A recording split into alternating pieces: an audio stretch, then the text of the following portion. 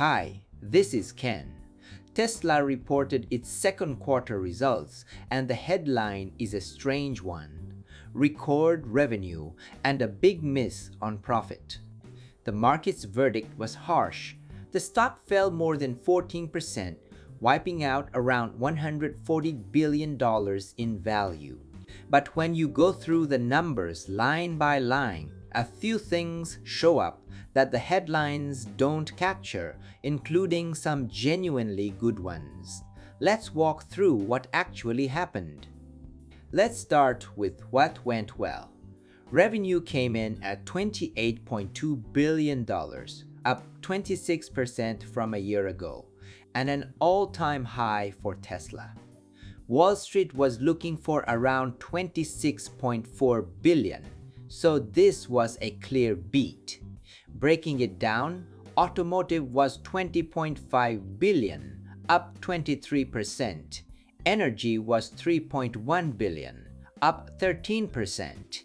And services and other came in at $4.6 billion, up 50%. Tesla also crossed $100 billion in trailing 12-month revenue for the first time. This is the company's first real revenue growth in more than a year. Those record deliveries genuinely did show up on the top line. But then there's the profit. Non-GAAP earnings came in at 33 cents per share. Analysts were expecting 53 cents, so that's a big miss, and it's down 18% from 40 cents a year ago. The clearest picture is in operating income, $398 million, down 57%. Operating margin fell from 4.1% to 1.4%. Revenue up 26%. Operating income down 57%. That's an unusual combination. GAAP net income was $1.11 billion, only 5% lower, but that was helped by non-operating items including a gain on Tesla's Bitcoin holdings. So, what actually happened? That's the rest of this video. Now the part I care about as an owner. In yesterday's video, I said I wanted someone to ask about HW3. Someone did. Will Stein from Truist asked directly whether it's still the plan to do hardware upgrades so these cars can run FSD version 15 and beyond. Musk's answer was this: it would make sense to upgrade all cars that have less than hardware 4, and it would be financially sensible at some point to upgrade them. That was it. No timing, no method, no word on who pays. And there was no update at all on the conversion facilities Tesla floated back in April.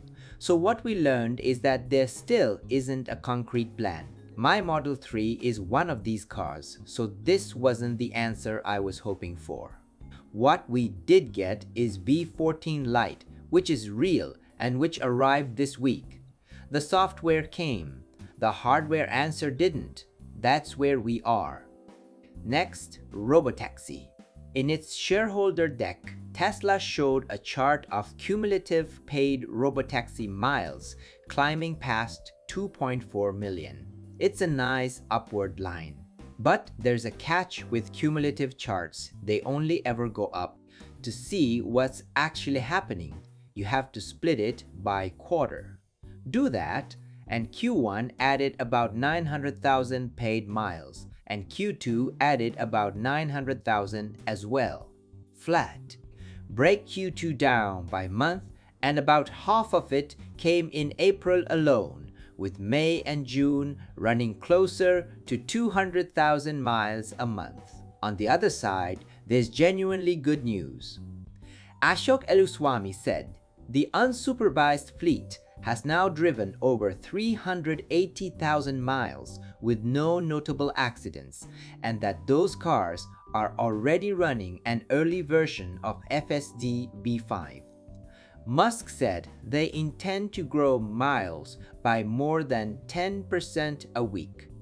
The strong safety number and the flat growth are both in the same deck. Now for what might be the brightest number in the whole report.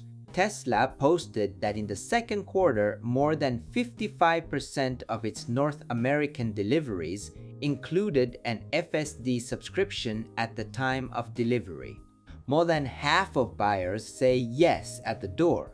Separately, active FSD subscriptions grew 56% during the quarter to 1.48 million.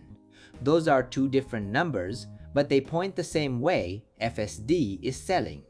And this is also the explanation for that 50% jump in services revenue I mentioned earlier. It got buried under the profit miss, but I think this is a genuinely bright spot. Tesla isn't just selling hardware and walking away. The revenue keeps going after the sale, and now you can see it in the numbers.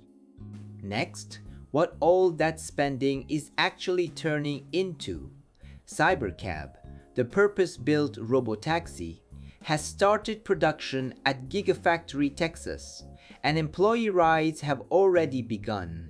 In yesterday's video, I said the thing to watch was whether Tesla would put a real date on Cybercab production.